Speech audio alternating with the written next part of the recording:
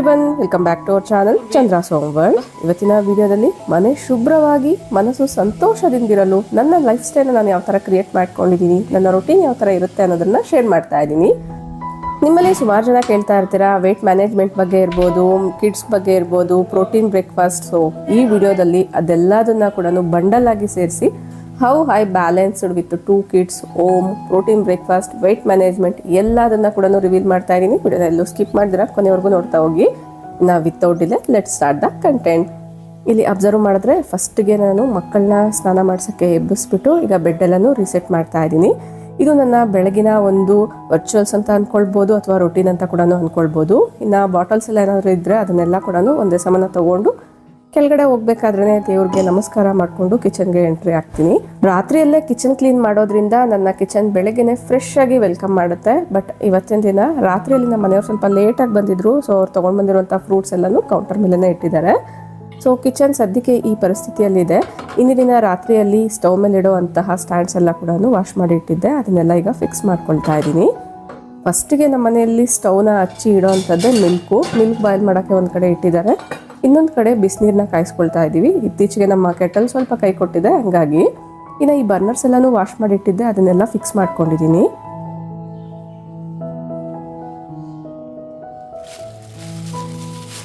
ನಮ್ಮ ತೋಟದಲ್ಲೇ ಬಿಟ್ಟಿರುವಂಥ ನೇರಳೆ ಹಣ್ಣೆಲ್ಲನೂ ಕಿತ್ಕೊಂಡು ಬಂದಿದ್ರು, ಅದನ್ನು ಒಂದ್ಸರಿ ಚೆಕ್ ಮಾಡ್ತಾ ಇದ್ದೀನಿ. ಇವಂತೂ ತುಂಬಾ ಟೇಸ್ಟಿಯಾಗಿರುತ್ತೆ. ಅಟ್ ಪ್ರೆಸೆಂಟ್ ಸೀಸನಲ್ ಫ್ರೂಟ್ಸ್ ಅಲ್ವಾ.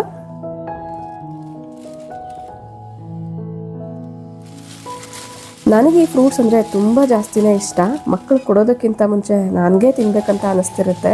ಬಟ್ ನನಗೆ ಇಷ್ಟ ಅಂತ ಹೇಳಿ ನಮ್ಮ ಮಕ್ಕಳಿಗೂ ಕೂಡ ಈ ಫ್ರೂಟ್ಸ್ ಅಂದರೆ ತುಂಬಾ ಇಷ್ಟ. ಸೊ ಹಂಗಾಗಿ ಸೈಡ್ಗೆ ಇಟ್ಕೊಂಡಿದ್ದೀನಿ. ಬೆಳಗ್ಗೆನೇ ಎಲ್ಲ ವಿಂಡೋಸ್ನ ಡೋರ್ಸ್ನೆಲ್ಲ ಕೂಡ ಓಪನ್ ಮಾಡ್ತೀನಿ. ಸೊ ನಿಮ್ಮೆಲ್ಲರಿಗೂ ಗೊತ್ತೇ ಇರುತ್ತೆ, ಮಾರ್ನಿಂಗ್ ಫ್ರೆಶ್ ಏರು ವೆಂಟಿಲೇಷನ್ ಎಲ್ಲ ಚೆನ್ನಾಗಿರಲಿ ಅನ್ನೋದ್ರಿಂದ ಈ ಥರ ವಿಂಡೋಸ್ನ ಡೋರ್ಸ್ ಎಲ್ಲನೂ ಓಪನ್ ಮಾಡಿದ್ದೀನಿ. ಈ ಪ್ಲೆಸೆಂಟ್ ನೇಚರ್ ಅಂತೂ ತುಂಬಾ ಚೆನ್ನಾಗಿರುತ್ತೆ. ಅದರಲ್ಲೂ ನಾನು ಇಟ್ಟಿರುವಂಥ ಸಣ್ಣ ಪುಟ್ಟ ಗಿಡಗಳನ್ನ ಪ್ರತಿದಿನ ಬೆಳಗ್ಗೆ ಎದ್ದಿದ ಕೂಡಲೇ ಈ ಥರ ಒಂದ್ಸರಿ ಚೆಕ್ ಮಾಡ್ಕೊಳ್ತೀನಿ. ಮಾತಾಡ್ತಾನೆ ಮಕ್ಕಳಿಗೆಲ್ಲ ಸ್ನಾನ ಮಾಡಿಸಿದ್ದಾಯಿತು. ಈಗ ಅವ್ರಿಗೆ ಸ್ಕೂಲ್ಗೆ ರೆಡಿ ಮಾಡಿಸ್ಬೇಕು.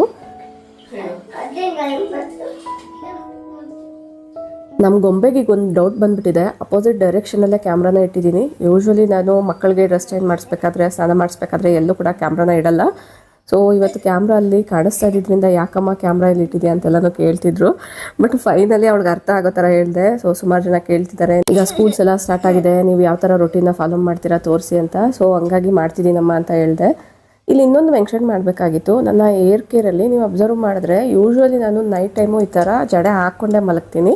ಲೂಸ್ ಏರ್ ಬಿಡೋದ್ರಿಂದ ನಾವು ಆ ಕಡೆ ಈ ಕಡೆ ಎಲ್ಲ ಒರ್ಲಾಡೋದ್ರಿಂದ ಕೂದಲು ಬೇಗನೆ ಉದುರೋಗೋ ಚಾನ್ಸ್ ಇರುತ್ತೆ. ಹಂಗಾಗಿ ಆದಷ್ಟು ನೈಟ್ ಟೈಮಲ್ಲಿ ಜಡೆ ಹಾಕ್ಕೊಂಡು ಮಲ್ಕೊಳ್ಳೋದೇ ಕಂಫರ್ಟಬಲ್ ಆಗಿರುತ್ತೆ, ಏರ್ಗೂ ಕೂಡ ಒಳ್ಳೆಯದು. ಇನ್ನು ಮಕ್ಕಳಿಗೆ ರೆಡಿ ಮಾಡಿಸ್ಬೇಕಾದ್ರೂ ಅಷ್ಟೇ ಬೆಳಗ್ಗೆ ಎದ್ದಿದ ಕೂಡಲೇ ಒಂದ್ಸತಿ ಏರ್ನ ನೀಟಾಗಿ ಬಿಡಿಸ್ಕೊಂಡು ಈ ಥರ ಜುಟ್ಟೋ ಇಲ್ವಾ ಗಂಟಾದರೂ ಹಾಕ್ಕೊಳ್ತೀನಿ. ತುಂಬ ಜಾಸ್ತಿ ಕಾಸ್ಟ್ಲಿ ಏರ್ ಕೇರ್ ಪ್ರಾಡಕ್ಟ್ಸ್ನ ಯೂಸ್ ಮಾಡಬೇಕು ಅಂತ ಏನಿಲ್ಲ. ಈ ಥರ ಸಿಂಪಲ್ ಬೇಸಿಕ್ ಏರ್ ಕೇರ್ ರೂಟೀನ್ಸ್ನ ಫಾಲೋ ಮಾಡೋದ್ರಿಂದ ಕೂಡ ಕೂದಲು ಡ್ಯಾಮೇಜ್ ಆಗದಿರ ಇರುತ್ತೆ.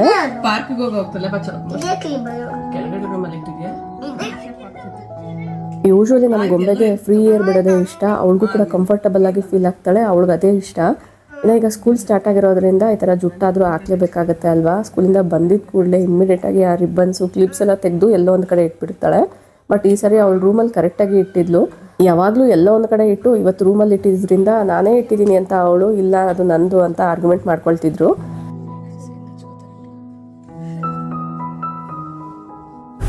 ನಾನು ಲಾಸ್ಟು 2 ವೀಡಿಯೋಸ್ ಬ್ಯಾಕ್ ಒಂದು ವಿಡಿಯೋನ ಪೋಸ್ಟ್ ಮಾಡಿದ್ದೆ. ಅದರಲ್ಲಿ ಸ್ಕಿನ್ ಮತ್ತು ಏರ್ ಕೇರ್ ರೊಟೀನ ಡೀಟೇಲ್ ಆಗಿ ಶೇರ್ ಮಾಡಿದ್ದೀನಿ. ನೀವು ಯಾರಾದರೂ ನೋಡಿಲ್ಲ ಅಂದರೆ ಡೆಫಿನೆಟ್ಲಿ ಒಂದ್ಸರಿ ಚೆಕ್ ಮಾಡಿ.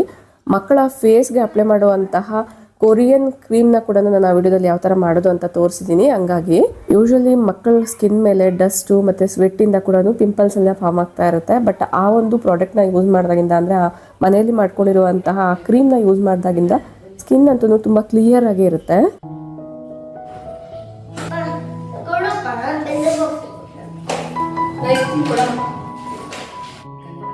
ಮೊದಲೆಲ್ಲ ಗೊಂಬೆಗೆ ಹಾಫ್ ಡೇ ಸ್ಕೂಲ್ ಇತ್ತು, ಈಗ ಫುಲ್ ಡೇ ಸ್ಕೂಲ್ ಇರೋದ್ರಿಂದ ಅವಳಿಗೆ ತುಂಬಾ ಹರಿಬರೀಸ್ ಎಲ್ಲ ಸ್ಟಾರ್ಟ್ ಆಗುತ್ತೆ. ಸ್ಟಾರ್ಟಿಂಗ್ ಡೇಸ್ ಎಲ್ಲರಿಗೂ ಹಿಂಗೆ ಇರುತ್ತೆ ಅಲ್ವಾ. ರಾತ್ರಿಯಲ್ಲಿ ಎಷ್ಟೇ ಪ್ರಿಪ್ಲಾನ್ ಮಾಡಿದ್ರು ಬೆಳಗ್ಗೆ ಎದ್ದಿದ್ದ ಕೂಡಲೇ ಒಂದ್ಸತಿ ಈ ಥರ ಟೈಮ್ ಟೇಬಲ್ನೆಲ್ಲ ಚೆಕ್ ಮಾಡಿ ಅದ್ರ ಪ್ರಕಾರ ಎಲ್ಲದನ್ನ ಇಟ್ಕೊಂಡಿದ್ದಾಳೋ ಇಲ್ವೋ, ಮತ್ತು ಯಾವುದಾದ್ರೂ ಸ್ಪೋರ್ಟ್ಸ್ ಇದ್ದರೆ ಅದ್ರ ಬಗ್ಗೆ ಏನಾದರೂ ಹಿಂದಿನ ಕ್ಲಾಸಲ್ಲೆಲ್ಲ ನಡೆದಿದ್ರೆ ಅದನ್ನೆಲ್ಲ ತಿಳ್ಕೊಂಡು ಬೇಜಾರು ಮಾಡ್ಕೊಳ್ತಿರ್ತಾಳೆ. ಮೇ ಬಿ ಸ್ಟಾರ್ಟಿಂಗ್ ಕೆಲವು ಮಕ್ಕಳು ಇದೇ ಥರ ಇರ್ತಾರೆ ಅಂತ ಅನಿಸುತ್ತೆ. ಅದರಲ್ಲೂ ಫುಲ್ ಡೇ ಸ್ಕೂಲ್ಸು ಬೆಳಗ್ಗೆ 6:30ಗೆ ಎಬ್ಬಿಸ್ಬೇಕಾಗುತ್ತೆ. ಇಷ್ಟು ದಿನ ಎಲ್ಲನೂ 8 ಗಂಟೆ ಆ ಟೈಮ್ಗೆ ಎದ್ದೇಳ್ತಿದ್ಲು. ಬಟ್ ಇವಾಗ ಸ್ಕೂಲ್ ಇರೋದ್ರಿಂದ 6:30ಗೆ ಎಬ್ಬಿಸ್ಬೇಕಾಗುತ್ತೆ. ಆ ಸಿಕ್ನೆಸ್ ಅನ್ನೋದು ಇದ್ದೇ ಇರುತ್ತೆ ಅಲ್ವಾ. ಸ್ಮೈಲ್ ಮಾಡಿ ಒಂದು ಫೋಟೋ ತೆಗಿತೀನಿ ಅಂತ ಫೈನಲಿ ಅವ್ರನ್ನ ಸ್ಮೈಲ್ ಮಾಡಿಸ್ದೆ. ಅಷ್ಟರಲ್ಲಿ ನಮ್ಮ ಹೆಲ್ಪರು ಬಾಗಿಲು ಮುಂದೆ ನೀರೆಲ್ಲನೂ ಹಾಕಿದ್ದಾರೆ. ನೀರೆಲ್ಲನೂ ನೀಟಾಗಿ ಹಾಕ್ತಾರೆ, ಬಟ್ ಅವ್ರಿಗೆ ರಂಗೋಲಿ ಹಾಕೋದು ಬರಲ್ಲ. ಸೊ ಹಂಗಾಗಿ ನಾನೇ ಹಾಕಬೇಕು. ಮಕ್ಕಳನ್ನ ಒಂದ್ಸತಿ ರೆಡಿ ಎಲ್ಲ ಮಾಡಿಸಿದ್ಮೇಲೆ ಶೂ ಎಲ್ಲ ಟಚ್ ಮಾಡಿರ್ತಾರಲ್ವಾ, ಫಸ್ಟ್ಗೆ ಹ್ಯಾಂಡ್ ವಾಶ್ ಮಾಡಿಸ್ತಿದ್ದೀನಿ. ಯೂಶ್ವಲಿ ಮಕ್ಕಳಿಗೆ ತಿನ್ನಕ್ಕಂತ ಏನಾದರೂ ಒಂದು ಕೊಡ್ತೀನಿ. ಬಟ್ ಇವತ್ತಿನ ದಿನ ಮಕ್ಕಳ ಹರಿಬರಿಯಲ್ಲಿ ಅದರಲ್ಲೂ ಇವತ್ತಿನ ದಿನ ನಮ್ಮ ಗೊಂಬೆಗೆ ಸ್ಕೇಟಿಂಗ್ ಇತ್ತು. ಸ್ಕೇಟಿಂಗ್ ಶೂಸ್ ರಿಪೇರ್ ಆಗಿರೋದ್ರಿಂದ ಅವ್ರ ಟೀಚರ್ಗೆ ಕೊಟ್ಟಿದ್ವಿ, ಅವ್ರನ್ನೇ ಫಿಕ್ಸ್ ಮಾಡಿ ಕೊಡಿ ಅಂತ. ಸೊ ಅವ್ರು ಕೊಡೋದು ಮರ್ತೋಗಿದ್ರು. ಅದ್ರದ್ದು ಒಂದು ಸ್ವಲ್ಪ ಮಾತುಕತೆ ನಡೀತಿತ್ತು. ಹಂಗಾಗಿ ಲಾಸ್ಟಲ್ಲಿ ನಾನು ನೇರಳೆನ ಆವಾಗಲೇ ತೋರಿಸ್ದೆ ಅಲ್ವಾ, ಅದನ್ನೇ ಕೊಟ್ಟೆ. ಫೈನಲಿ ವ್ಯಾನ್ ಕೂಡ ಬಂತು.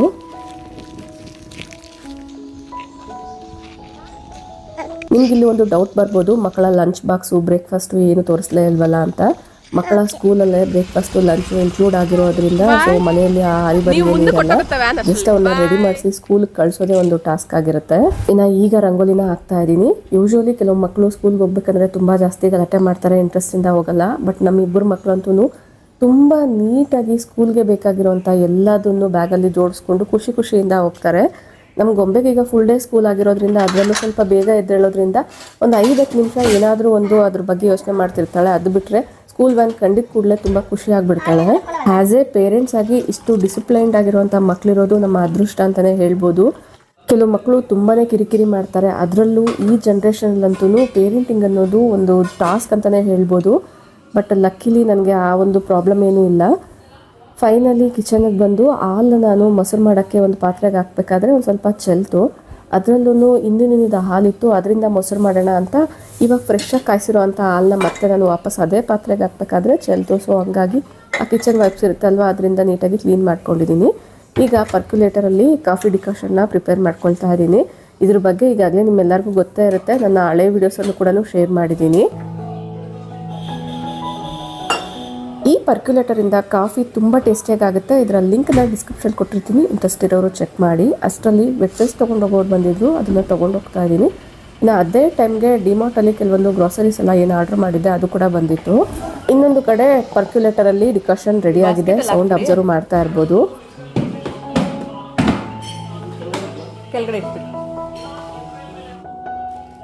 ಬೆಳಗ್ಗೆ ಟಿವಿಯಲ್ಲಿ ನ್ಯೂಸ್ ಬರ್ತಿದೆ ಅಂದರೆ ಜೆಂಟ್ಸ್ ಮನೇಲಿದ್ದಾರೆ ಅಂತ. ಅದೇ ಬೆಳಗ್ಗೆ ನಿಮ್ಗೇನು ಸುಪ್ರಭಾತ ಆ ಥರದ್ದೆಲ್ಲ ಕೇಳ್ತಿದೆ ಅನ್ನೋದಾದರೆ ರಿಮೋಟು ಲೇಡೀಸ್ ಕಂಟ್ರೋಲಲ್ಲಿದೆ ಅಂತ ಅರ್ಥ. ನಿಮ್ಮ ಮನೇಲಿ ಕೂಡ ಅಷ್ಟೇನಾ?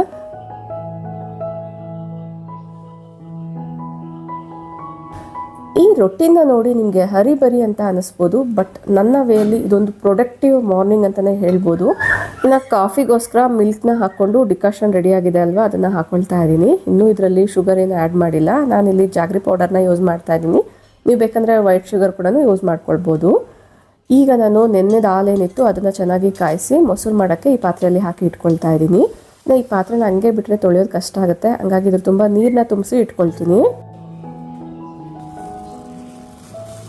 ಕಾಫಿ ಸ್ವಲ್ಪ ಬಿಸಿ ಇದ್ರೇ ಚೆನ್ನಾಗಿರುತ್ತೆ ಅನ್ನೋದ್ರಿಂದ ಮತ್ತೊಮ್ಮೆ ಈ ಒಂದು ವಾರ್ಮರಲ್ಲಿ ಬಿಸಿ ಮಾಡಿಕೊಂಡು ಈಗ ಚೆನ್ನಾಗಿ ಮಿಕ್ಸ್ ಮಾಡ್ಕೊಳ್ತಾ ಇದ್ದೀನಿ.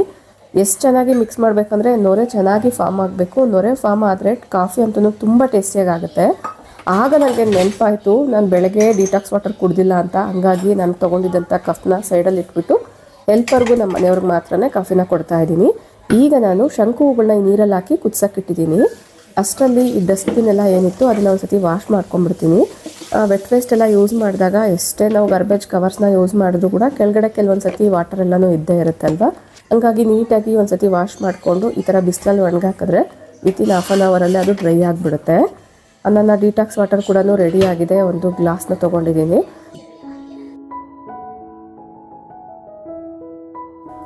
ಈ ನಿಂಬೆಹಣ್ಣಂತೂ ನಮ್ಮ ಗಿಡದಲ್ಲೇ ಬಿಟ್ಟಿರೋ ಅಂಥದ್ದು. ನೀವು ಅಬ್ಸರ್ವ್ ಮಾಡಿರ್ತೀರ ನಮ್ಮ ಟೆರೇಸಲ್ಲಿ ಎಷ್ಟು ಚೆನ್ನಾಗಿ ಹಣ್ಣಾಗಿದೆ ಅಲ್ವಾ. ಸೊ ಹಣ್ಣಾದ್ಮೇಲೆ ಕಿತ್ಕೊಂಡು ಬಂದಿದ್ದೀನಿ. ಯೂಶ್ವಲಿ ನಿಂಬೆಹಣ್ಣನ್ನ ನಾನು ಫ್ರಿಜ್ಜಲ್ಲಿ ಇಡಲ್ಲ, ಈ ಥರ ಒಂದು 8 ಕಂಟೈನರಲ್ಲಿ ಹಾಕಿ ಇಟ್ಕೊಳ್ತೀನಿ. ಇನ್ನು ಶಂಕು ಹೂಗಳಿಂದ ಮಾಡಿರುವಂಥ ವಾಟರ್ ನೋಡಿದ್ರಲ್ವಾ, ಇದರಲ್ಲಿ ಲೆಮನ್ ಜ್ಯೂಸ್ ಹಾಕ್ತಿದ್ದಂಗೆ ಕಲರ್ ಮ್ಯಾಜಿಕ್ ಥರ ಟರ್ನ್ ಆಗಿಬಿಡುತ್ತೆ. ಇನ್ನೂ ಒಂದು ವಿಷಯ ಹೇಳ್ಬೇಕಂದ್ರೆ ಈ ಕಲರು ಕೂಡ ನಾವು ಹನಿ ಹಾಕಿದ ಕೂಡಲೇ ಇಮ್ಮಿಡಿಯೇಟಾಗಿ ನಾರ್ಮಲ್ ವಾಟರ್ ಕಲರ್ಗೆ ಬಂದ್ಬಿಡುತ್ತೆ. ಇದೊಂದು ರೀತಿ ಮ್ಯಾಜಿಕ್ ಅಂತಲೇ ಹೇಳ್ಬೋದು. ನೇಚರಿಂದನೇ ನಾವು ಮ್ಯಾಜಿಕ್ನ ಕಲ್ತ್ಕೋಬೋದಲ್ವಾ.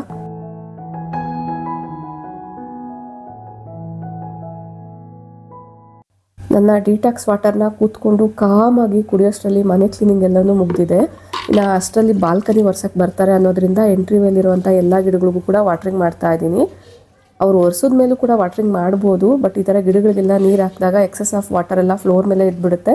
ಒಂದು ರೀತಿ ವಾಟರ್ ಮಾರ್ಕ್ಸ್ ಆಗಿಬಿಡುತ್ತೆ. ಅದರಲ್ಲೂ ಫ್ಲೋರೆಡ್ ವಾಟರ್ ಆಗಿರೋದ್ರಿಂದ ಸೊ ಬೇಗನೆ ಕಲೆಗಳೆಲ್ಲ ಆಗಿಬಿಡುತ್ತೆ. ಹಂಗಾಗಿ ನೆಲ ಒರೆಸೋದಕ್ಕಿಂತ ಮುಂಚೆನೇ ನೀರನ್ನ ಹಾಕ್ತಾ ಇದ್ದೀನಿ.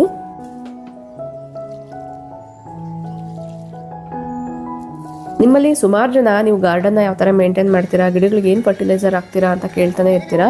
ಹೊಸೊಬ್ಬರು ಸುಮಾರು ಜನ ಆ್ಯಡ್ ಆಗಿರೋದ್ರಿಂದ ಸೊ ನಿಮ್ಗೆ ಆ ಥರ ಡೌಟ್ಸ್ ಬಂದಿರ್ಬೋದು.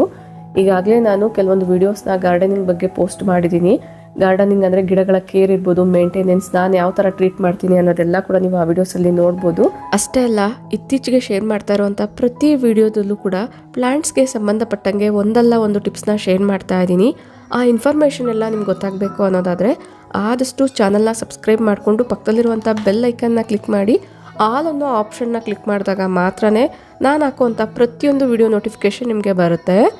ಇನ್ನು ಇಲ್ಲಿ ಸ್ಕ್ರೀನ್ಗೆ ಬರೋದಾದರೆ ಇಲ್ಲಿಗೆ ನ್ಯೂಸ್ ಕತೆ ಮುಗೀತು.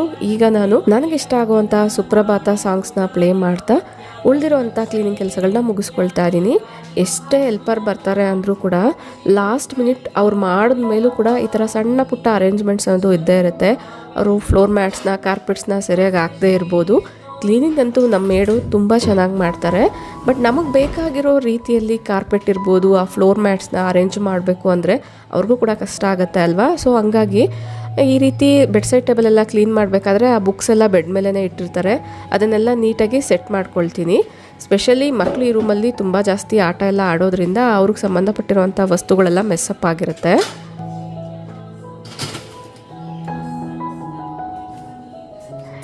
ಹಿಂದಿನ ದಿನ ತೊಳೆದಿಟ್ಟಿರುವಂಥ ಪಾತ್ರೆಗಳೆಲ್ಲ ನೀಟಾಗಿ ಆರ್ಗನೈಸ್ ಮಾಡ್ಕೊಂಡಿದ್ದಾಯಿತು. ವಿಡಿಯೋ ಲೆಂತಿ ಆಗುತ್ತೆ ಅನ್ನೋದ್ರಿಂದ ಆದಷ್ಟು ಸ್ಕಿಪ್ ಮಾಡಿ ಶೇರ್ ಮಾಡಿದ್ದೀನಿ. ನಾನು ತುಳಸಿ ಗಿಡಕ್ಕೆ ನಾನು ಮುದ್ದೆ ಮಾಡುವಂಥ ಪಾತ್ರೆಯಲ್ಲಿ ನೀರನ್ನ ತುಂಬಿಸಿಟ್ಟು ಬೆಳಗಿನ ಜಾವ ಹಾಕ್ತೀನಿ.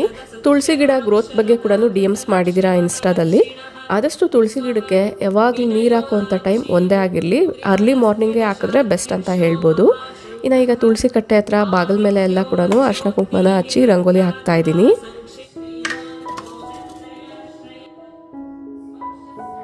ಈಗ ನಾನು ಏನು ಕೆಲಸ ಮಾಡ್ತಾ ಇದ್ದೀನಿ ಇದೆಲ್ಲ ನನ್ನ ಆ್ಯಕ್ಟಿವ್ನೆಸ್ಗೆ ಒಂದು ಬೇಸ್ಮೆಂಟ್ ಅಂತಲೇ ಹೇಳ್ಬೋದು. ಯಾಕೆ ಅಂತ ಆಮೇಲೆ ಹೇಳ್ತೀನಿ.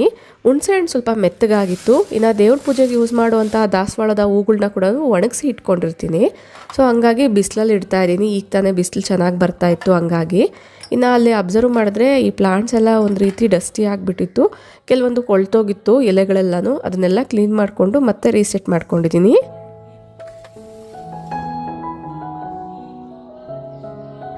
ಸೊ ಈ ಥರ ಅಬ್ಸರ್ವ್ ಮಾಡಿದ ಕೂಡಲೇ ಆ ಕೆಲಸನ ಮುಗಿಸ್ಕೊಂಡ್ಬಿಟ್ರೆ ವಿತಿನ್ 5 ಮಿನಿಟ್ಸಲ್ಲೇ ಆಗಿಬಿಡುತ್ತೆ. ಈ ಥರ ಪ್ಲೆಸೆಂಟಾಗಿರಬೇಕು ನಿಮ್ಮ ಮನೆಯ ವಾತಾವರಣ ಅನ್ನೋದಾದರೆ ಆದಷ್ಟು ನೀವು ಟೈಮ್ ಮ್ಯಾನೇಜ್ಮೆಂಟ್ ಅನ್ನೋದು ತುಂಬ ಚೆನ್ನಾಗಿ ಕಲ್ತ್ಕೊಂಡಿರ್ಬೇಕಾಗತ್ತೆ. ಈಗ ನೀವು ಅಬ್ಸರ್ವ್ ಮಾಡಿದ್ರೆ ನಾನು ಮಲ್ಟಿ ಟಾಸ್ಕಿಂಗ್ ಥರ ಮಾಡ್ತಾ ಇದ್ದೀನಿ. ನಿಮ್ಗೆ ಅನ್ನಿಸ್ಬೋದು ಬೆಳಗಿನ ಲಂಚ್ ಬಾಕ್ಸ್ ಪ್ಯಾಕಿಂಗ್ ಏನೂ ಇಲ್ಲ, ಅಡುಗೆ ಮಾಡೋಷ್ಟೇ ಇಲ್ಲ, ಇನ್ನೇನು ನೀವು ಆರಾಮಾಗಿ ರೊಟೀನ ಫಾಲೋ ಮಾಡ್ತೀರಾ ಅಂತ. ಸೊ ಲಂಚ್ ಬಾಕ್ಸ್ ಇಲ್ಲ ಅಂದರೆ ಏನು, ನಮಗಾದರೂ ಅಡುಗೆ ಮಾಡ್ಕೊಳ್ಳೇಬೇಕಾಗತ್ತೆ ಅಲ್ವಾ. ಫಸ್ಟಿಗೆ ಈಗ ನಾನು ಕಾಫಿನ ಕುಡಿದ್ಬಿಡ್ತೀನಿ, ಆಮೇಲೆ ನಾನು ಉಳಿದಿರೋ ಕೆಲಸಗಳನ್ನ ಕಂಟಿನ್ಯೂ ಮಾಡ್ತೀನಿ. ಇವತ್ತಂತೂ ನಾನು ಪ್ರೋಟೀನ್ ರಿಚ್ ಹೆಲ್ತಿ ಬ್ರೇಕ್ಫಾಸ್ಟ್ನ ಮಾಡ್ತಾ ಇದ್ದೀನಿ.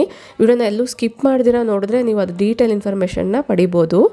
ಈಗ ಈ ಬಾಲ್ಕನಿಯಲ್ಲಿರುವಂಥ ಗಿಡಗಳಿಗೂ ಕೂಡ ನೀರು ಹಾಕ್ತಾ ಇದ್ದೀನಿ. ಈಗ ಮನೆ ಶುಭ್ರವಾಗಿದೆ, ಮನಸ್ಸು ಸಂತೋಷದಿಂದ ಕಾಫಿನ ಸವಿತಾ ಇದ್ದೀನಿ. ನಾವು ಇಂಟೇಕ್ ತೊಗೊಳ್ಳೋ ಅಂಥ ಪ್ರತಿಯೊಂದು ಆಹಾರನ ಕೂಡ ನಮ್ಮ ಬಾಡಿಗೆ ಕರೆಕ್ಟಾಗಿ ಒದಗಬೇಕು ಅನ್ನೋದಾದರೆ ನಾವು ಎಷ್ಟು ಖುಷಿಯಿಂದ ಎಷ್ಟು ನಿಧಾನವಾಗಿ ಆಹಾರ ಸೇವನೆ ಮಾಡ್ತಿದ್ದೀವಿ ಅನ್ನೋದು ಕೂಡ ತುಂಬ ಇಂಪಾರ್ಟೆಂಟ್ ಆಗುತ್ತೆ. ಬೆಳಗ್ಗೆನೇ ಘಟ ಅಂತ ನೀರನ್ನ ಕುಡಿಯೋದ್ರಿಂದ ನಮ್ಮ ಬಾಡಿಗೆ ಏನೂ ಬೆನಿಫಿಟ್ ಸಿಗಲ್ಲ. ಸೊ ಹಾಗಾಗಿ ನಾವು ಏನು ಮಾಡ್ತೀವೋ ಅದನ್ನು ಕಾಮಾಗಿ ಮೈಂಡ್ ಪ್ಲೆಸೆಂಟಾಗಿ ಇಟ್ಕೊಳ್ಬೇಕಾಗತ್ತೆ. ನಮ್ಮ ಹೋಮ್ ಮೇಕರ್ಸ್ಗೆ ಒಂದೇ ಟೆನ್ಷನ್ ಇರುತ್ತೆ, ಮನೆ ನೀಟಾಗಿಲ್ಲ ಅಂದ್ರೂ ನಾವು ಮಾಡೋ ಕೆಲಸ ಎಲ್ಲ ಒಂದು ರೀತಿ ಹರಿಬರಿ ಆಗಿಬಿಡುತ್ತೆ, ಸ್ಟ್ರೆಸ್ ಆಗಿಬಿಡ್ತೀವಿ. ಸೊ ನಿಮ್ಮಲ್ಲಿ ಯಾರಾದರೂ ಮನೆ ಕ್ಲೀನಾಗಿಲ್ಲ ಅಂದರೆ ಸ್ಟ್ರೆಸ್ ಆಗ್ತೀರಾ ಅನ್ನೋದಾದರೆ ಆದಷ್ಟು ಅದ್ರ ಪ್ರಕಾರ ನೀವು ರೊಟೀನ್ಸ್ನ ಸೆಟ್ ಮಾಡಿಕೊಂಡ್ರೆ ಬೆಟರು. ಒಂದು 5-10 ನಿಮಿಷ ಬೇಗನೆ ಕೆಲಸಗಳನ್ನ ಸ್ಟಾರ್ಟ್ ಮಾಡ್ಕೊಳ್ಳೋ ಥರ ಪ್ಲ್ಯಾನ್ ಮಾಡಿದ್ರೆ ಇನ್ನೂ ಒಳ್ಳೆಯದು. ತುಂಬ ಗಡಿಬಿಡಿ ಆಗ್ದಿರ ಇರುತ್ತೆ. ನಮ್ಮ ಮಕ್ಕಳು ಲಂಚ್ ಬಾಕ್ಸ್ ಎಲ್ಲ ಪ್ಯಾಕ್ ಮಾಡೋ ಅವಶ್ಯಕತೆ ಇಲ್ಲದೆ ಇರೋ ಕಾರಣ ನಾನು ಅರೌಂಡು 6:20 ಅಥವಾ 6:15ಗೆ ಎದ್ದೇಳ್ತೀನಿ. ಅದೇ ಒಂದು ವೇಳೆ ಅವ್ರಿಗೆ ಅಡುಗೆ ಎಲ್ಲ ಮಾಡಿಕೊಡ್ಬೇಕು, ಬ್ರೇಕ್ಫಾಸ್ಟ್ ಎಲ್ಲ ಪ್ಯಾಕ್ ಮಾಡಬೇಕು ಅನ್ನೋದಾದರೆ ಇನ್ನೂ ಸ್ವಲ್ಪ ಮುಂಚಿತವಾಗೇ ಎದ್ದೇಳ್ತಿದ್ದೆ. ಈಗ ನಾನು ಗಾರ್ಡನ್ಗೆ ಬಂದಿದ್ದೀನಿ. ನನ್ನ ರೊಟೀನು ಈಗ ಕರೆಕ್ಟಾಗಿ ಸೆಟ್ ಆಗಿದೆ ಅಂತ ಹೇಳೋಕ್ಕಾಗ್ತಿಲ್ಲ. ಯಾಕಂದರೆ ನಮ್ಮ ಮಕ್ಕಳಲ್ಲಿ ಒಬ್ರಿಗೆ ಫುಲ್ ಡೇ ಸ್ಕೂಲ್ ಇರ್ತಿತ್ತು, ಒಬ್ರಿಗೆ ಹಾಫ್ ಡೇ ಇರ್ತಿತ್ತು. ಬಟ್ ಈಗ ಇಬ್ಬರಿಗೂ ಫುಲ್ ಡೇ ಆಗಿರೋದ್ರಿಂದ ಫಸ್ಟಿಗೆ ಇಬ್ಬರನ್ನ ರೆಡಿ ಮಾಡ್ಸೋಕ್ಕೂ ಸ್ವಲ್ಪ ಜಾಸ್ತಿ ಟೈಮ್ ಬೇಕಾಗುತ್ತೆ. ಹಂಗಾಗಿ ನನ್ನ ಮಾರ್ನಿಂಗ್ ರೊಟೀನ್ ಅನ್ನೋದು ಸ್ವಲ್ಪ ಆಚೀಚೆ ಆಗಿದೆ. ಆದರೂ ಕೂಡ ನಾನು ಒಂದು ಕಡೆಯಿಂದ ಎಲ್ಲದನ್ನು ಮಾಡ್ಕೊಳ್ತೀನಿ.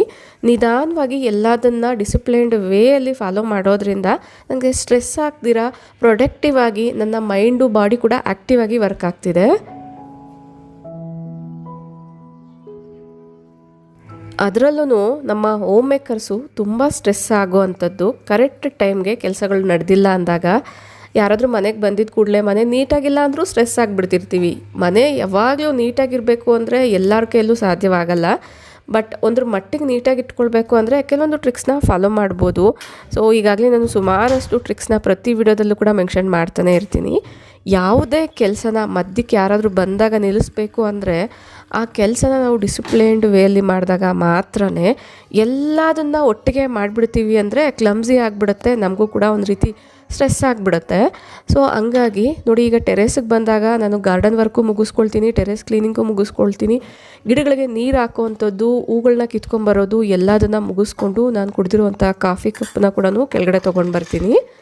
ಆಗಲೇ ಹೇಳ್ದಂಗೆ ಹೆಲ್ತಿ ಬ್ರೇಕ್ಫಾಸ್ಟ್ ಅಂತ ಹೇಳ್ದೆ ಅಲ್ವಾ, ಫ್ರಿಜ್ಜಲ್ಲಿಂದ ಮೊಳಕೆ ಕಟ್ಟಿರುವಂಥ ಕಡಲೆಕಾಳನ್ನ ತೆಗೆದು ಇಟ್ಟಿದ್ದೀನಿ.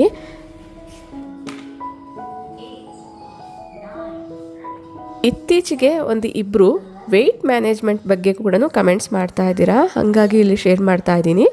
ನಾನು ಸುಮಾರು ದಿನದಿಂದ ಈ ಥರದ ಎಕ್ಸಸೈಸಸ್ ಎಲ್ಲ ಮಾಡ್ತಾ ಇದ್ದೀನಿ.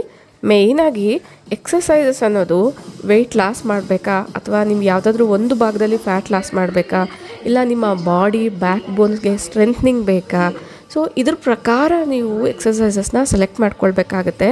ಯಾರೋ ಒಬ್ಬರು ಮಾಡ್ತಾಯಿದ್ರು ಅದನ್ನು ಫಾಲೋ ಮಾಡಿದ್ರೆ ಸಾಕು ಅಂತ ಅಂದ್ಕೊಳ್ಳೋಕೆ ಹೋಗಬೇಡಿ. ಒಬ್ಬೊಬ್ಬರು ಒಂದೊಂದಕ್ಕೆ ಎಕ್ಸಸೈಸಸ್ನ ಮಾಡ್ತಾ ಇರ್ತಾರೆ. ಕೆಲವೊಬ್ಬರಿಗೆ ಯಾವುದೋ ಒಂದು ಬಾಡಿ ಪಾರ್ಟ್ ವೀಕ್ ಇರುತ್ತೆ, ಅದನ್ನು ಸ್ಟ್ರೆಂತ್ನಿಂಗ್ ಮಾಡ್ಕೊಳ್ಳೋಕ್ಕೆ ಮಾಡ್ತಿರ್ತಾರೆ. ಹಂಗಾಗಿ ಒನ್ಸ್ ಫ್ರೆಶ್ ಆಗಿ ಬಂದಮೇಲೆ ಮತ್ತೆ ಕಂಟಿನ್ಯೂ ಮಾಡ್ತಾ ಇದ್ದೀನಿ. ಪ್ರತಿನಿತ್ಯ 30 ನಿಮಿಷ ನಾನು ಎಕ್ಸಸೈಸ್ಗೋಸ್ಕರ ಟೈಮ್ನ ಸ್ಪೆಂಡ್ ಮಾಡ್ತಾ ಇದ್ದೀನಿ.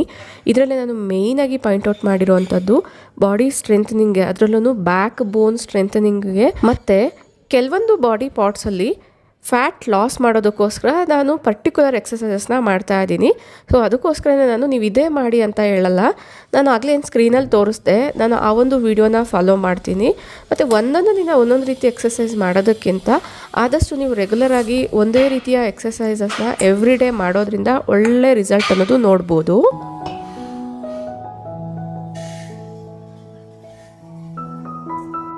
ಸ್ಕ್ರೀನ್ಗೆ ಬರೋದಾದರೆ ಪೂಜಾ ರೂಮೆಲ್ಲ ಒಂದ್ಸತಿ ನೀಟಾಗಿ ಕ್ಲೀನ್ ಮಾಡ್ಕೊಂಡಿದ್ದಾಯಿತು. ಪೂಜೆಗೆ ಬೇಕಾಗಿರುವಂಥ ಹೂಗಳೆಲ್ಲನೂ ಕಿತ್ಕೊಂಡು ಬಂದಿದ್ದೆ. ಇನ್ನು ಕನಕಾಂಬರದ ಹೂಗಳನ್ನ ನೆನ್ನೆ ಮಕ್ಕಳು ಕಿತ್ಕೊಂಡು ಬಂದು ಇಟ್ಟಿದ್ರು. ಅದರಲ್ಲಿ ಅರ್ಧ ಭಾಗದಷ್ಟು ಕಟ್ಟಿದ್ದೆ, ಇನ್ನು ಅರ್ಧ ಭಾಗದಷ್ಟು ಈಗ ಕಟ್ಟಿ ಈಗ ಫೈನಲಿ ಪೂಜೆ ಅನ್ನೋದು ಮಾಡ್ಕೊಳ್ತಾ ಇದ್ದೀನಿ. ಮನೆಯಲ್ಲಿ ಸಿಂಪಲ್ಲಾಗಿ ಪೂಜೆ ಮಾಡ್ತೀನಿ. ಇದೊಂದು ರೀತಿ ಮೆಡಿಟೇಷನ್ ಅಂತಲೇ ಹೇಳ್ಬೋದು. ಈಗ ನೀವು ನೋಡಿದ್ರೆ ನನ್ನ ರೂಟೀನ್ ಒಂದು ರೀತಿ ಡಿಸಿಪ್ಲೈನ್ಡ್ ಆಗಿದೆ. ಸುಮಾರು ಜನ ಈಗ ರೀಲ್ಸಲ್ಲೆಲ್ಲ ನೋಡ್ತಾನೆ ಇರ್ತೀರಾ, ಸ್ಟ್ರೆಸ್ ಅಂತ ಇದ್ದರೆ ಅದನ್ನು ಹೊರಗಡೆ ಹಾಕಿ ಅಂದರೆ ಮಕ್ಕಳನ್ನ ಹಸ್ಬೆಂಡ್ನ ಹೊರಗಡೆ ಹಾಕ್ಬಿಡ್ತೀವಿ ಅಂತ. ಸೊ ಅವ್ರ ಜೊತೆಗಿದ್ದರೂ ಕೂಡ ನಮ್ಮ ಕೆಲಸಗಳನ್ನ ನಾವು ಕರೆಕ್ಟಾಗಿ ಮ್ಯಾನೇಜ್ ಮಾಡ್ಕೊಳಕ್ಕೆ ಬರದೆ ನಾವು ತುಂಬ ಸ್ಟ್ರೆಸ್ ಆಗ್ತಾ ಇರ್ತೀವಿ. ಹಂಗಾಗಿ ಮಕ್ಕಳು ಹಸ್ಬೆಂಡ್ ಜೊತೆಗಿದ್ರೂ ನಮ್ಮ ಕೆಲಸಗಳನ್ನ ನಾವು ಯಾವ ಡಿಸಿಪ್ಲೈನ್ಡ್ ವೇಲಿ ಮಾಡ್ಕೊಳ್ಬೇಕು ಅನ್ನೋ ಟ್ರಿಕ್ಸ್ನ ಒಂದು ಸರಿ ಕಲ್ತ್ಕೊಂಡ್ಬಿಟ್ರೆ ಡೆಫಿನೆಟ್ಲಿ ಹೋಮ್ ಮೇಕಿಂಗ್ ತುಂಬ ಈಸಿ ಅಂತಲೇ ಹೇಳ್ಬೋದು. ಒಂದು ರೀತಿ ಕಾಮ್ನೆಸ್ ಇರ್ಬೋದು. ನಮ್ಮ ಹೆಲ್ತನ್ನ ನಾವು ಕರೆಕ್ಟಾಗಿ ನೋಡ್ಕೊಳ್ಳೋದಕ್ಕೆ 100% ಇದು ವರ್ಕ್ ಆಗುತ್ತೆ.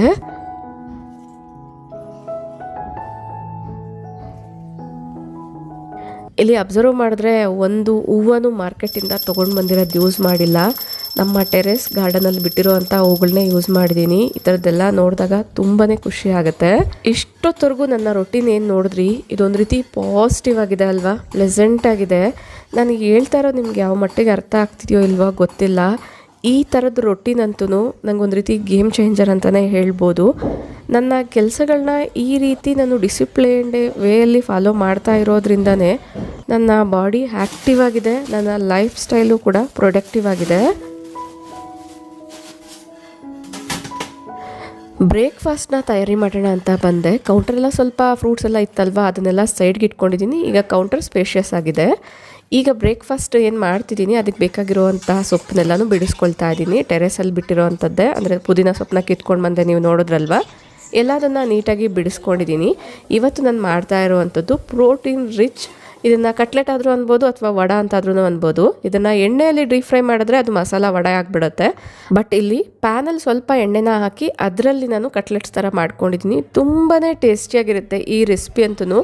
ನೀವು ಯಾರಾದರೂ ಟ್ರೈ ಮಾಡಿಲ್ಲ ಅಂದರೆ ಒಂದು ಸತಿ ಟ್ರೈ ಮಾಡಿ ನೋಡಿ. ಹೆಲ್ತಿಯಾಗಿ ಪ್ರೋಟೀನ್ ರಿಚ್ ಬ್ರೇಕ್ಫಾಸ್ಟಲ್ಲಿ ಇದು ಕೂಡ ಒಂದು. ಇನ್ನು ಈಗ ಗ್ರಾಸರೀಸ್ ಎಲ್ಲ ಏನು ತರಿಸ್ಕೊಂಡಿದ್ದೆ ಡಿಮಾರ್ಟಿಂದ ಅದನ್ನೆಲ್ಲ ಕೂಡ ಕಿಚನ್ಗೆ ತೊಗೊಂಡು ಹೋಗ್ತಾ ಇದ್ದೀನಿ. ಕೆಲವೊಂದನ್ನೆಲ್ಲ ರೀಸ್ಟಾಕ್ ಮಾಡ್ಕೊಳ್ಬೇಕಾಗುತ್ತೆ, ಇನ್ನು ಕೆಲವೊಂದನ್ನು ಪ್ಯಾಂಟ್ರಿಯಲ್ಲಿ ಇಟ್ಕೊಳ್ಬೇಕು.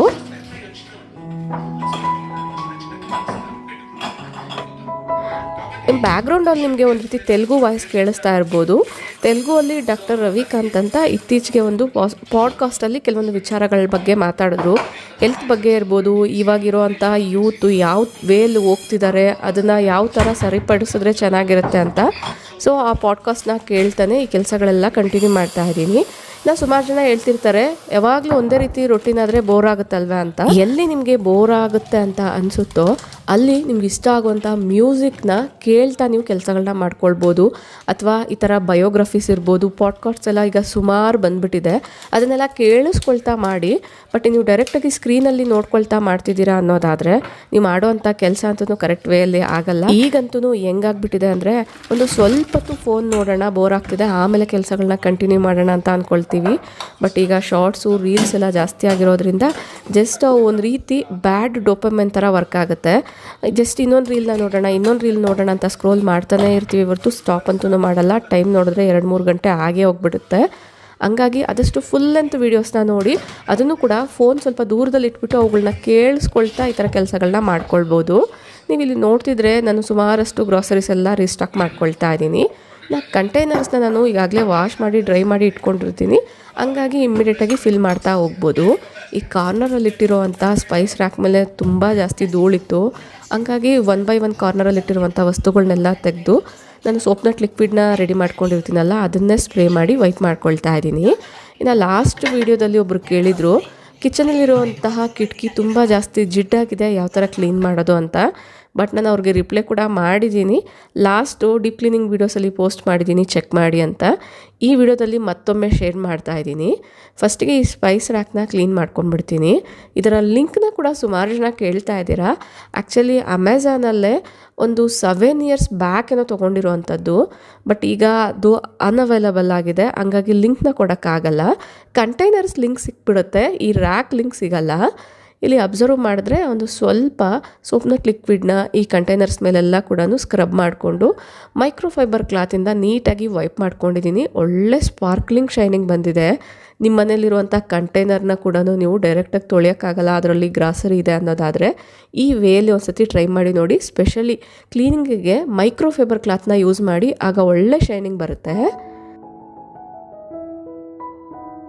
ಯೂಶ್ವಲಿ ನಮ್ಮ ಮನೆಯಲ್ಲಿ ಆರ್ಟಿಫಿಷಿಯಲ್ ಪ್ಲಾಂಟ್ಸ್ನ ನಾನು ತರೋದು ಇಲ್ಲ, ಯೂಸ್ ಮಾಡಲ್ಲ. ಬಟ್ ಇದು ಗಿಫ್ಟಿಂಗ್ಗೆ ಬಂದಿದೆ, ಹಂಗಾಗಿ ಕಾರ್ನರಲ್ಲಿ ಇಟ್ಟಿದ್ದೀನಿ.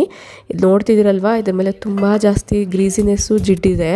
ಹಂಗಾಗಿ ತುಂಬ ಜಾಸ್ತಿ ಜಿಡ್ಡಿರೋದನ್ನು ಕ್ಲೀನ್ ಮಾಡೋದಕ್ಕೋಸ್ಕರ ಕ್ಲೀನಿಂಗ್ ಲಿಕ್ವಿಡ್ನ ಸ್ವಲ್ಪ ಬಿಸಿ ಮಾಡಿ, ಇದು ಮನೆಯಲ್ಲೇ ಮಾಡ್ಕೊಂಡಿರುವಂಥ ಲಿಕ್ವಿಡ್ ಆಗಿರೋದ್ರಿಂದ ಬಿಸಿ ಮಾಡ್ತಾ ಇದ್ದೀನಿ. ನೀವು ಕೆಮಿಕಲ್ ಬೇಸ್ಡ್ ಲಿಕ್ವಿಡ್ಸ್ನೆಲ್ಲ ಜಾಸ್ತಿ ಬಿಸಿ ಮಾಡೋಕ್ಕೆ ಹೋಗಲೇಬೇಡಿ. ಇಲ್ಲಿ ಅಬ್ಸರ್ವ್ ಮಾಡಿದ್ರೆ ಈ ಕಿಟಕಿ ತುಂಬ ಜಿಡ್ಡಾಗಿದೆ, ಲಿಕ್ವಿಡ್ ಕೂಡ ಅಷ್ಟರಲ್ಲಿ ಸ್ವಲ್ಪ ಬಿಸಿಯಾಗಿದೆ. ಸ್ಟವ್ನ ಆಫ್ ಮಾಡಿ ಉಗುರು ಬೆಚ್ಚಗಿರುವಂಥ ಲಿಕ್ವಿಡ್ನ ಸ್ಪ್ರೇ ಬಾಟಲಲ್ಲಿ ಹಾಕ್ಕೊಳ್ತಾ ಇದ್ದೀನಿ. ಇನ್ನು ಅದೇ ಪಾತ್ರೆಯಲ್ಲಿ ಸ್ವಲ್ಪ ಉಳಿಸ್ಕೊಂಡಿದ್ದೀನಿ. ಇಲ್ಲಿ ನೋಡ್ತಾ ಇದ್ರೆ ಈ ಒಂದು ಗೊಂಬೆನ ಕ್ಲೀನ್ ಮಾಡೋದಕ್ಕೋಸ್ಕರ ಫಸ್ಟಿಗೆ ಈ ಬಟ್ಟೆಯಿಂದ ಎಲ್ಲ ಕಡೆ ಲಿಕ್ವಿಡ್ನ ಸ್ಪ್ರೆಡ್ ಮಾಡಿ ಒಂದು ರೀತಿ ಸ್ಕ್ರಬ್ ಮಾಡ್ಕೊಂಡಿದ್ದೀನಿ. ಅಂದರೆ ಬಟ್ಟೆಯಿಂದನೇ ಸ್ಕ್ರಬ್ ಮಾಡ್ಕೊಳ್ಳಿ, ನಾರ್ಮಲ್ ಸ್ಕ್ರಬ್ಬರ್ನ ಯೂಸ್ ಮಾಡಿದ್ರೆ ಇದ್ರ ಮೇಲೆಲ್ಲ ಸ್ಕ್ರ್ಯಾಚಸ್ ಆಗಿಬಿಡುತ್ತೆ. ಆಮೇಲೆ ಮೈಕ್ರೋಫೈಬರ್ ಕ್ಲಾತಿಂದ ಒರೆಸಿದ್ದೀನಿ. ಅಬ್ಸರ್ವ್ ಮಾಡಿ ಎಷ್ಟು ಶೈನಿ ಆಗಿದೆ ಅಂತ.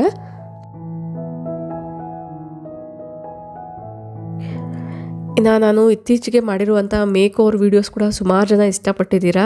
ಸೊ ಕಿಚನ್ ಮೇಕ್ ಓವರ್ಸ್ನ ನಾನು 2-3 ಸತಿ ತೋರಿಸಿದ್ದೀನಿ. ನೀವು ಯಾರಾದರೂ ಹೊಸಬರು ವಿಸಿಟ್ ಮಾಡ್ತಾ ಇದ್ದರೆ ಆದಷ್ಟು ಬ್ಯಾಕ್ ವೀಡಿಯೋಸ್ನ ಕೂಡ ಒಂದು ಸತಿ ಚೆಕ್ ಮಾಡಿ, ಒಳ್ಳೆ ಇನ್ಫಾರ್ಮೇಷನ್ ಅದು ಕೊಟ್ಟಿದ್ದೀನಿ. ಪ್ರತಿ ವಿಡಿಯೋದಲ್ಲೂ ಕೂಡ ನಾನು ಒಳ್ಳೊಳ್ಳೆ ಇನ್ಫಾರ್ಮೇಷನ್ನ ಕೊಟ್ಟಿದ್ದೀನಿ. ಸುಮಾರು ಜನ ಲೈಫ್ ಸ್ಟೈಲ್ ವ್ಲಾಗ್ಸ್ನ ಕೂಡ ಶೇರ್ ಮಾಡ್ತಿರ್ತಾರೆ. ಬಟ್ ನಾನು ಪ್ರತಿ ವಿಡಿಯೋದಲ್ಲೂ ಕೂಡ ಒಳ್ಳೆ ಇನ್ಫಾರ್ಮೇಟಿವ್ ಆಗಿರುವಂತಹ ಇನ್ಫಾರ್ಮೇಷನ್ನೇ ನಿಮಗೆ ಶೇರ್ ಮಾಡಿದ್ದೀನಿ.